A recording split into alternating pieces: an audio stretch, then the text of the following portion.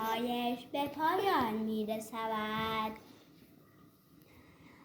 اعلام میکنم این بچه لباس بردار دارد لباسای مادرش و پدرش و خواهرش و برادرش داره میتکونه پایین که خوش نشن، فقط لباسای خودش خوش بشن.